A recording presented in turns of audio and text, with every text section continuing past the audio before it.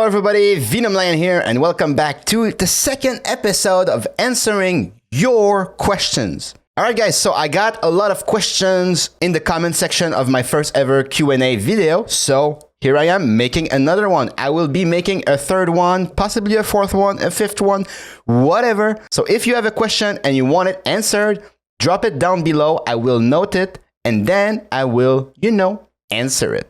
All right, so first off, we got Michael Phillips who has a question. What were your favorite games growing up, and what are your favorite games now, if they have changed?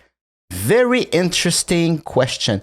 And yes, they have changed. I would say like before I hit 20, my favorite games were probably, I would say like Chrono Trigger, Mega Man X, and Final Fantasy X, or something like that. It would resemble something like that. Nowadays, I would say that my favorite games are The Elder Scrolls 4 Oblivion, Fallout 4, Breath of the Wild. Undertale is really fucking good. Yeah, I feel like I'm forgetting, but yeah, it would look something like that. What is the hardest aspect of being a level mission designer? Oh, wow. Without a doubt, without any hesitation, I will say that it is receiving feedback on your work.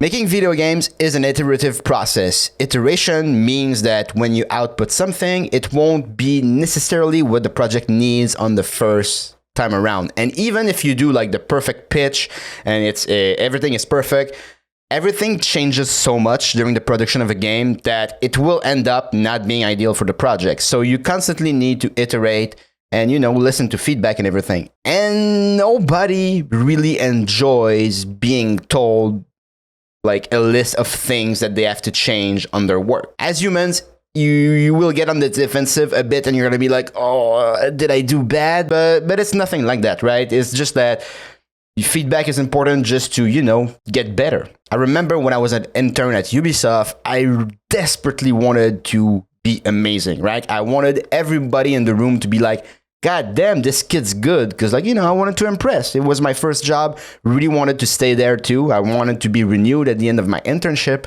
So I do remember that the first few times that I've received feedback, it really destroyed me. I was like, oh, am I not good? Are you guys gonna... You guys aren't going to keep me at the end? But, it's something that you have to learn to accept, right? And so people aren't giving you like really bad feedback on purpose in order to destroy you, right? Like they're just like, oh, here's a list of feedback so we can all have a better game. But yes, that is the hardest thing for sure. What has been the toughest thing to make that you eventually created for a level or a mission? I won't get into details, but it's usually like the most stupid stuff. I remember one time in particular, I was working on trying to get like some animations to work together. I spent a lot of fucking time on those fucking animations. I made it work. God damn, that took me a long time. Like, way too long. It's dumb, right? It's dumb. But I did it. It's in the game. Won't say which one, but it's in there. Is it good? It's all right. I mean, it's functional. It works, right? It's not mind-blowing, but it's there. So, fucking appreciate it, even though I didn't tell you what it is. What are you most proud of in your career? I'm actually really proud of the work that I did on the Psycho Creek DLC for Borderlands 3. Because it was my third time working on a DLC for Borderlands. So it was kind of a challenge that I made to myself, right? Like I knew the engine, I knew the tools, I knew how to make a DLC of Borderlands because it was my third one, right? So I was like, okay, I'm just going to try to be really efficient about it. And then, a global pandemic happened. So yeah, we shipped it, which is great. And it went very well too, surprisingly well. The team really put out all the stops to create it. We were in sync. It went very well. And we released it. So that was amazing, right? So yeah, even though it's not the most prestigious launch ever, for me, it's very special because the team really came together in a time of crisis to develop something And at the beginning, I was kind of like, oh, this is going to hit differently. This is going to be a bit weird, right? And it wasn't. Like, everybody on the team was very professional, and we just did it. All right, next we got Crusader.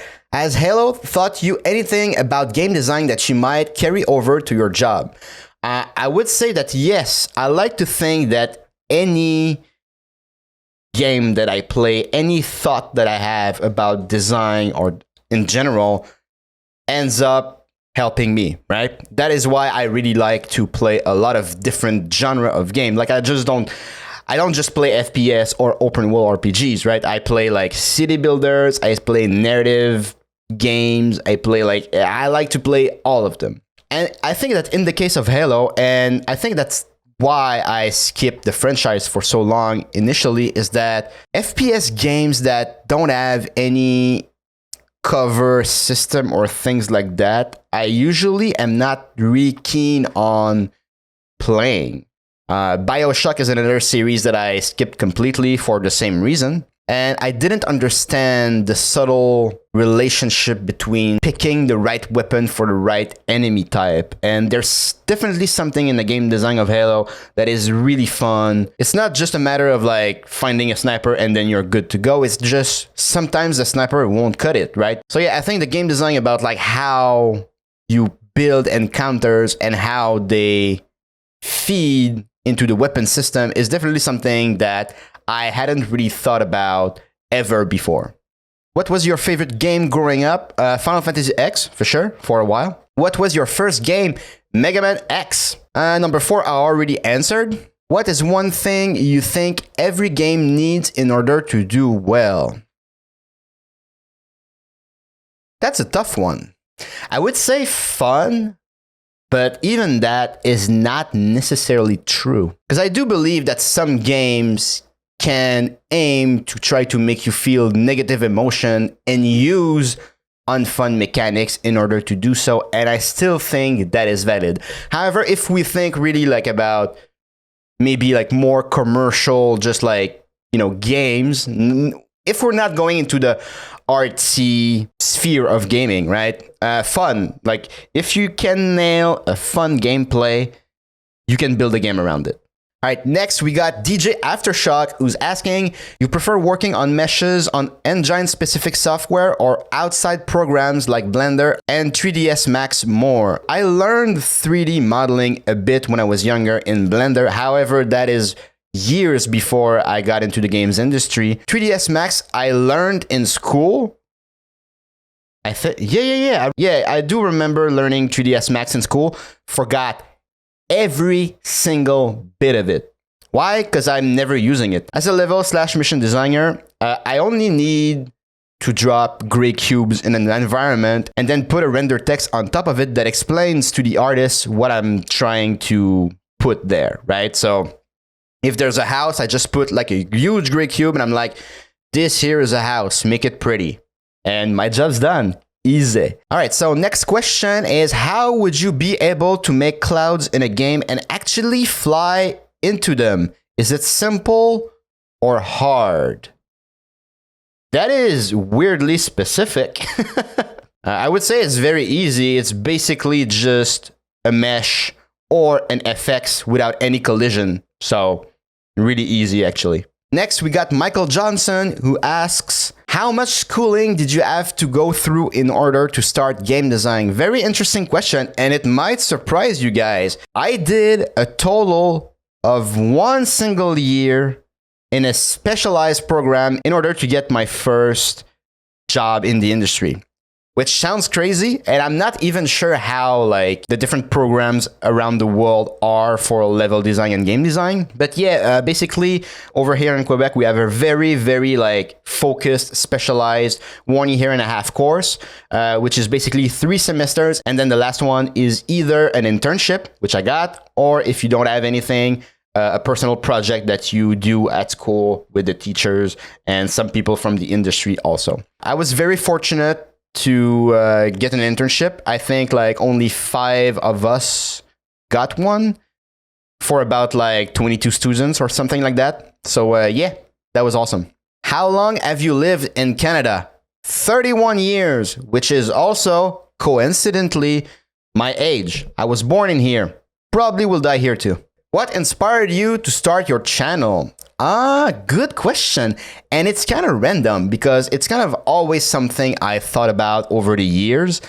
And I remember last year, around the same time, actually, during my Christmas vacations, I was kind of bored and I was like, let's just fucking do it, bruh. Life's too short. Let's just fucking do it. And that's it, really. I was like, you know what? I think my thoughts as a designer might be interesting. It could be a cool angle to get a YouTube channel off the ground. So I'm going to try it. So yeah, it's as simple as that. All right, next we got Red Eye. Yo, man. Yo. Is making a mobile game easier to create? Kind of curious, for example, an RPG game or FPS game like Call of Duty Mobile with events.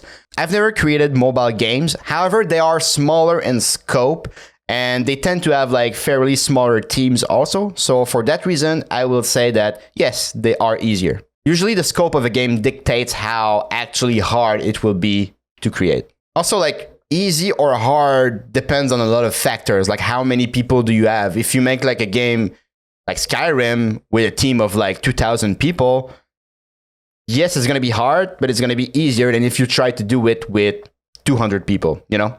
All right, and last question of the day, we got Bastian Thompson, who asks, where did you get the idea to move towards being an online content creator, YouTuber, and where did you get the idea to start being a game dev designer in the first place? All right, so the first part of that question I already answered. So yeah, for being a designer, actually, I remember I was 25. I was working. Do I say it? Okay. Okay, so I was working in porn. All right, yes, I was working in porn. Not an actor, obviously. I was working in an internet marketing company, and you know, the stuff that we were doing marketing for was porn. At that point, that was like the most money I had ever made in my life. But I was really miserable. And that's fine. Like, you know, and the porn side of it has nothing to do with it. It's just that it wasn't for me.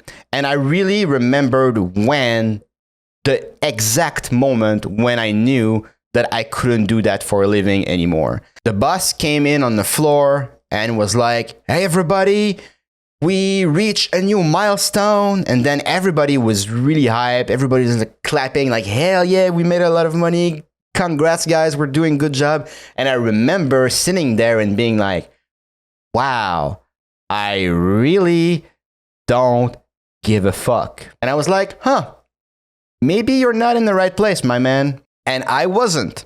I was younger than 25, actually, because it took me like maybe a year and a half to, you know, pile up some money to actually go back to school. But I do remember being like, wow, I'm 25-ish right now. I need to work at least 40 years till I retire.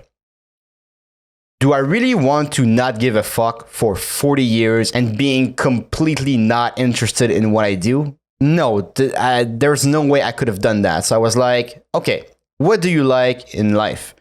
Games. Cool. Do that then. Just go ahead and do it. All right, guys, that's going to be it for today. I had a lot of fun. Do you have another question? Yes? Drop it down below. I have not answered your question? Well, yet I will do so in the next one. So yeah, keep the questions coming and I will keep the videos coming too. Don't forget to leave a like, comment, subscribe, and I'm going to see you in the next episode. Have a good one.